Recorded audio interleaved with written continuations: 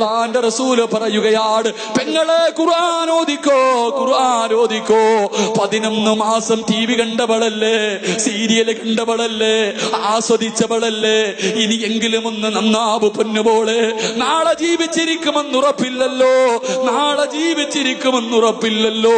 ഫർദ് ധരിച്ചാ മാത്രം പോരാ, കയ്യിലെ തസ്ബീഹ് പിടിച്ചുകൊണ്ട് ജനങ്ങളെ കാണിച്ചാ പോരാ, ഇൽമിന്റെ സദസ്സുകളിലേക്ക് കടന്നു വന്നാ പോരാ. പൊന്നുമോളെ, പടച്ചവന്റെ സ്വർഗത്തിൽ പറന്നു പോകേണ്ടവളാ. പറവകളെ പോലെ പറക്കണ്ടേ, ശുഹദാക്കളെ പോലെ പറക്കണ്ടേ, ആയിഷ ബീവിയെ പോലെ പോകണ്ടേ, ഖദീജ ബീവിയെ പോലെ പോകണ്ടേ, നഫീസത്തുൽ മിസ്രിയെ പോലെ പോകണ്ടേ, ദിന്നൂറിൽ മിസ്രിയെ പോലെ പോകണ്ടേ, മഹദിയായ മാഷിദ ബീവിയെ പോലെ ഖബറിനകത്ത് കിടന്ന് സുഖിക്കണ്ടേ. പൊന്നുമോളെ, കരഞ്ഞോ പൊന്നുമോളെ. അത് റമളാനിന്റെ മാസമാണ്. അല്ലാഹുവിന്റെ റസൂല് പറയുകയാ, റമളാൻ മാസത്തിൽ ആരെങ്കിലും ഒരായത്തോതിയാല്, റമളാൻ മാസത്തിൽ ആരെങ്കിലും പരിശുദ്ധമായ ഖുർആനിലെ ഒരായത്തോതിയാ, മഹാനായ അബൂദർ റളിയല്ലാഹു തആല റിപ്പോർട്ട് ചെയ്ത ഹദീസിൽ കാണാ, ആരെങ്കിലും ഒരു ദിവസം ഒരായത്തോതിയാൽ അല്ലാഹുവിന്റെ റസൂല് പറയുകയാണ്, അല്ലാഹുവിന്റെ റസൂല് പറയുകയാ, എന്റെ പ്രിയമുള്ള സഹോദരങ്ങളെ, 100 വർഷം നിസ്കരിച്ച പ്രതിഫലമാ പൊന്നുപോലെ. അല്ലാഹുവിന്റെ ഖുർആനിലെ ഒരായത്ത് 6666 ആയത്തുകൾ, 114 സൂറത്തുകൾ. പൊന്നുമോളെ, ഖുർആനിലെ ഖുൽ ഹുവല്ലാഹു അഹദ് ഒരായത്തോദിയാ നിനക്ക് കിട്ടുന്ന പ്രതിഫലം 100 വർഷത്തെ നിസ്കാരത്തിന്റെ പ്രതിഫലമാ. പറയുന്നത് സിറാജല്ല, അല്ലാഹുവിന്റെ റസൂലാ പറയുന്നത്. 100 വർഷം ഇബാദത്ത് ചെയ്ത പ്രതിഫലമാ പൊന്നുമോളെ.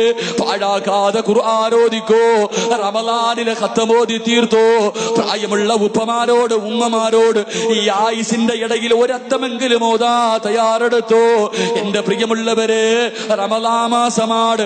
റമളാൻ മാസം വന്നിട്ട് നന്നാവാത്തവനുണ്ടല്ലോ, റമളാൻ മാസം വന്നിട്ട് നന്നാവാത്തവനുണ്ടല്ലോ. മഹാനായ അബൂ ഹുറൈറ റളിയല്ലാഹു തആല പറയുകയാണ്, റമളാൻ മാസം നല്ല രീതിയിൽ വിട പറഞ്ഞു പോയില്ലെങ്കിൽ, റമളാൻ മാസം സന്തോഷത്തോടെ വിട പറഞ്ഞു പോയില്ലെങ്കിൽ, അടുത്ത റമളാനിന് മുമ്പ് ആ മനുഷ്യൻ മരണപ്പെട്ടാൽ അവൻ നരകത്തിലാണെന്ന് നബിയുനാ റസൂലുള്ളാഹി. വിശുദ്ധമായ റമളാൻ മാസം നമ്മളിൽ വന്നു ഒരു അതിഥിയായിട്ട്. എന്നിട്ട് നമ്മുടെ അതിഥി കരഞ്ഞുകൊണ്ട് ഇറങ്ങിപ്പോയ അടുത്ത റമളാനിന് മുമ്പ് നീ മരിച്ച നിനക്ക് നരകം നിർബന്ധമാണെന്ന് നബിയുനാ റസൂലുള്ളാഹി. അല്ലാഹു നമ്മളെ കാക്കുമാറാകട്ടെ, അല്ലാഹു നമ്മളെ കാക്കുമാറാകട്ടെ. എന്റെ പ്രിയമുള്ള സഹോദരങ്ങളെ, അല്ലാഹുവിന്റെ ഖുർആനിലെ ഒരായത്ത്, വേറൊന്നും വേണ്ടല്ല, ഈ ഒറ്റ ഹദീസ് മതിയല്ലോ. അല്ലാഹുവിന്റെ ഖുർആനിലെ ഒരായത്ത്, ഇന്നാ അഅതൈനാകൽ കൗസർ, അലിഫ് ലാം മീൻ, അതിനെക്കാലേ ഒന്നുമില്ല. അലിഫ് ലാം മീൻ താഹ, 2 അരിയക്കളും. അള്ളാന്റെ ഖുർആനിലെ ഒരായത്ത് ഓതിയ ആ 100 വർഷം ഇബാദത്ത് ചെയ്ത പ്രതിഫലമാ. അള്ളാഹു നൽകി അനുഗ്രഹിക്കുമാറാകട്ടെ, അള്ളാഹു നൽകി അനുഗ്രഹിക്കുമാറാകട്ടെ. ഇത്രയൊക്കെ പറഞ്ഞാലും ചിലരുടെ മനസ്സിലിറങ്ങൂല, ഇത്ര കേട്ടാലും നമ്മുടെ മനസ്സ് എത്രയായി പോയി. മനുഷ്യ ഒന്ന് ചിന്തിക്കുക, എല്ലാ ശൈത്താന്മാരെയും അള്ള കെട്ടിയിട്ടിരിക്കല്ലേ, എല്ലാ ശൈത്താന്മാരെയും അള്ളാഹു ചങ്ങലയിൽ കെട്ടിയിട്ടിരിക്കുക. എന്നാലും നമ്മൾ എന്തിങ്ങനെ ആയിപ്പോയി ചോദിക്കും. ചിലപ്പോ കാണുമ്പോ ചോദിക്കും, പരസ്യമായിട്ട് റമളാൻ മാസത്തിൽ നിന്ന് സിഗരറ്റ് വലിക്കുന്നവനെ കാണുമ്പോ ചോദിക്കും, ഉസ്താദെ എല്ലാ ശൈത്താനെയും കെട്ടിയിട്ടല്ലോ, പിന്നെ ഈ ശൈത്താനേതാ? അള്ളാഹു നമ്മളെ കാക്കുമാറാകട്ടെ. ഓന്റെ രക്തത്തിൽ ശൈത്താൻ അലിഞ്ഞു പോയി മനുഷ്യ, ഇനി അവനെ നന്നാക്കാൻ അള്ളാഹെ കൊണ്ട് പറ്റും. അങ്ങനെ ചിലതുണ്ട്, അങ്ങനെ ചില മനുഷ്യരുണ്ട്. അള്ളാഹു നമ്മളെ കാക്കുമാറാകട്ടെ. എന്റെ പ്രിയമുള്ള സഹോദരങ്ങളെ, വിശുദ്ധമായ റമദാൻ എന്ത് പ്രതിഫലം, ഇത് പെങ്ങന്മാർ. അള്ളാന്റെ റസൂൽ സല്ലല്ലാഹു അലൈഹി വസല്ലം തങ്ങൾ പറയുന്നു, അള്ളാന്റെ റസൂൽ സല്ലല്ലാഹു അലൈഹി വസല്ലം തങ്ങൾ റമദാനിന്റെ പ്രതിഫലത്തെ കുറിച്ച് പറഞ്ഞു തരുന്നുണ്ട്. നമുക്കിനി അടുത്ത റമദാൻ ഇല്ല, നാളെ അടുത്ത റമദാൻ ഇല്ല. ഇന്നലെ ഒരു കുടുംബത്തിൽ 9 പേര് നോമ്പ് മുറിക്കാൻ പോയതാ. ഒരു മരിച്ച വീട്ടിൽ നിന്ന് അടുത്ത വീട്ടിലേക്ക് നോമ്പ് മുറിക്കാൻ പോയത്. കഴിഞ്ഞില്ല, എല്ലാം കഴിഞ്ഞില്ല. ഇത്രയേ ഉള്ളൂ മക്കളെ ജീവിതത്തിന്റെ ആയുസ്. ഈ വഴുത് പറയണ, ഞാൻ ഇന്നെന്റെ വീടെത്തുമെന്ന് എനിക്കുറപ്പില്ല, അള്ളാഹു നമുക്കൊക്കെ നല്ല മരണം നൽകി അനുഗ്രഹിക്കുമാറാകട്ടെ. ഒരു ഉസ്താദ് വഴുത് പറഞ്ഞുകൊണ്ടിരിക്കുക, ഉസ്താദ്മാർക്കൊക്കെ അറിയാം. ഒരു ഉസ്താദ് വഴുത് പറഞ്ഞുകൊണ്ടിരിക്കുക, സ്റ്റേജിൽ ഇതുപോലെ നിന്ന് വഴുത് പറയുക. ഫേസ്ബുക്കിലൊക്കെ നോക്കിയാൽ കാണാം ഉസ്താദിന്റെ അവസാന പ്രസംഗം. അദ്ദേഹം ഇങ്ങനെ മരണത്തെ നിങ്ങൾ ഓർക്കണേ എന്ന് മൈക്കിന്റെ മുന്നിൽ നിന്നിട്ട് പ്രസംഗിക്കുക. മരണത്തെ നിങ്ങൾ ഓർക്കണേ, മരണചിന്ത ഉണ്ടാകണേ എന്ന് 3 പ്രാവശ്യം പറഞ്ഞു. 4ാമത് അല്ലാ എന്ന് വിളിച്ച് സ്റ്റേജിൽ വീണ് കഴിഞ്ഞപ്പോഴേ മരണത്തെക്കുറിച്ച് പ്രസംഗിച്ചുകൊണ്ട് നിന്നപ്പോൾ മരിച്ചു. അള്ളാഹു അദ്ദേഹത്തിന് മഗ്ഫിറത്ത് കൊടുത്ത് അനുഗ്രഹിക്കുമാർ. എത്രയേ ഉള്ളു സഹോദരങ്ങൾ, ആരല്ല, എത്രയോ കബറാളികൾ കിടക്കണം, എത്ര കാഞ്ഞങ്ങാടിനെ വിറപ്പിച്ച എത്രയോ കൊലവമ്പന്മാർ, എത്രയോ കോടീശ്വരന്മാര് കിടക്കണ ആരെങ്കിലും ഉണ്ടോ? ആരെങ്കിലും തിരിഞ്ഞു നോക്കുന്നുണ്ടോ ഈ പള്ളിക്കാട്ടിൽ? നിങ്ങൾ പോകുന്നുണ്ടോ? ആരേക്ക് നിങ്ങളുടെ വാപ്പ കബറി കിടപ്പുണ്ടല്ലോ, വെള്ളിയാഴ്ച എപ്പോഴെങ്കിലും പോയി ഒരു യാസീൻ ഓതു. തിരക്കായി പോയില്ല എല്ലാവർക്കും, നിങ്ങൾക്കൊക്കെ വലിയ തിരക്ക. വാപ്പാന്റെ കബറിൽ പോയിട്ട് ഒരു യാസീൻ ഓതാൻ സമയമില്ല. പള്ളിക്കാട്ടിൽ കൂടെ പോകുമ്പോഴേ അസ്സലാമു അലൈക്കും യാ ദാറ ഖൗമുൽ മുഅ്മിനീൻ ഇന്നാ ഇൻഷാ അല്ലാഹു ബിക്കും ഒരു സലാം പറയാൻ സമയമുണ്ട്. നമ്മളൊക്കെ ഇങ്ങനെ ആയിപ്പോയി. അള്ളാഹു നമ്മളെ നന്നാക്കി തരുമാറാകട്ടെ. ഇനി എന്ന് നന്നാകാനാ? റമളാൻ വന്നിട്ട് നന്നാവാത്തവൻ ഇനി ഒരിക്കലും നന്നാവൂല. ഇന്ന് നന്നായില്ലെങ്കിൽ നമ്മളിനി നന്നാവൂല. ഏറ്റവും കൂടുതൽ ഉപദേശം മനസ്സിൽ സ്വാധീനിക്കുന്ന സമയവാ. അതുകൊണ്ട് എൻ്റെ പ്രിയമുള്ള സഹോദരങ്ങളെ, ജീവിതം റമളാനാണ്. ഇനി അടുത്ത ദിവസം ഉണ്ടോ എന്ന് എനിക്ക് ഉറപ്പില്ല, നിങ്ങൾക്ക് ഉറപ്പില്ല. അതുകൊണ്ട് നന്മകൾ ചെയ്ത് അള്ളാഹുവിലേക്ക് അടുക്കാൻ പരിശ്രമിക്കും. അള്ളാഹു നമുക്ക് ഈമാൻ നൽകി അനുഗ്രഹിക്കുമാറാകട്ടെ. കരഞ്ഞോ നീ? നിന്നെ കൊണ്ട് പറ്റുന്നത്ര കര. ആരും കാണണ്ട. എൻ്റെ പ്രിയമുള്ള സഹോദരങ്ങളെ, കരഞ്ഞോ? അല്ലാഹുവോട് കരഞ്ഞിട്ട് ചോദിച്ചു വാങ്ങ. എന്ത് വേനുണ്ട് പറ. നീ ചെയ്തത് നിനക്കല്ലേ അറിയൂ. നീ ചെയ്തത് നിനക്കേ അറിയൂ, വേറെ ആർക്കും അറിയില്ല. ഞാൻ ചെയ്ത പാപ എനിക്കറിയൂ. നമ്മളൊക്കെ വിചാരിച്ചിരിക്കണത് നമ്മൾ ചെയ്യുന്നത് ആരും അറിയുന്നില്ല. നമ്മൾ ചെയ്യണത് ആരും അറിയില്ല മോനെ. നീ ചെയ്യണ എല്ലാരും അറിയണുണ്ട്.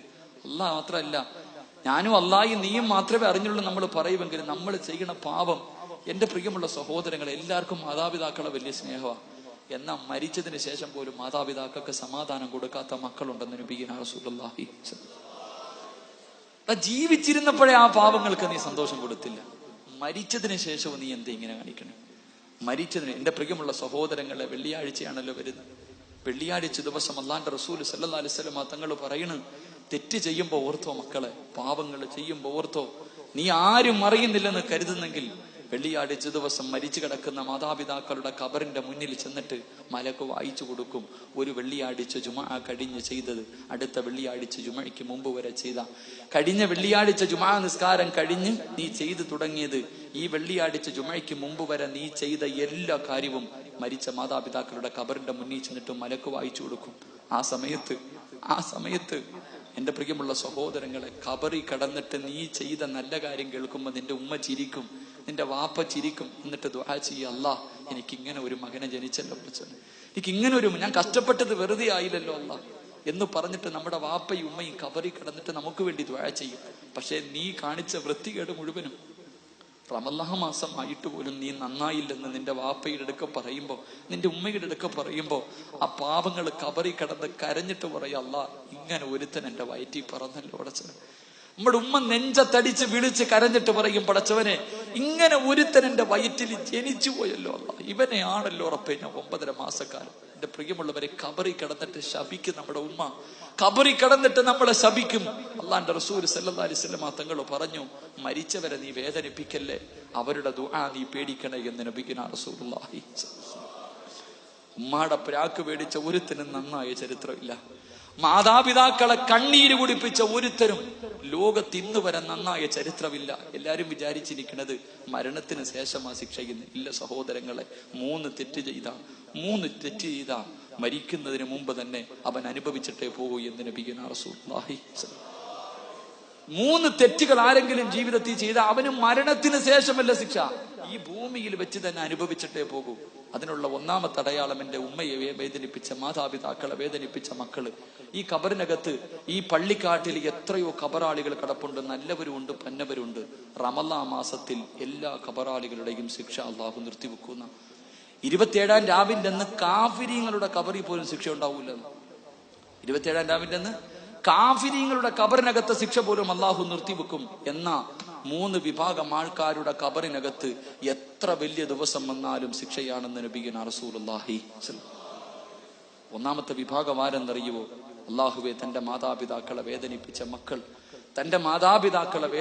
മക്കൾ, അവന്റെ ഖബറിനകത്ത് റമളാനല്ല, പെരുന്നാളല്ല, നബിദിനമല്ല, ഏത് പുണ്യ ദിവസം വന്നാലും അവന്റെ ഖബറിനകത്ത് തീയാണെന്ന് നബിയുനാ റസൂലുള്ളാഹി സല്ലല്ലാഹു. അള്ളാഹുവെ, പടച്ചവനെ, ഞങ്ങളുടെ മരിച്ചുപോയ മാതാപിതാക്കളെ സന്തോഷിപ്പിക്കുന്ന മക്കളാക്കണേ അല്ലാഹ്.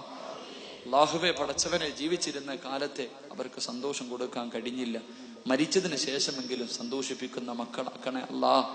ഞങ്ങളുടെ ഉമ്മയും ഉപ്പയും വെള്ളിയാഴ്ച ഖബറിൽ കടന്നിട്ട് ഞങ്ങൾക്ക് വേണ്ടി ദുആ ചെയ്യണേ റബ്ബേ. ഞങ്ങളെ ശപിക്കല്ലേ അല്ലാ, ഞങ്ങളെ ശപിക്കല്ലേ അല്ലാ.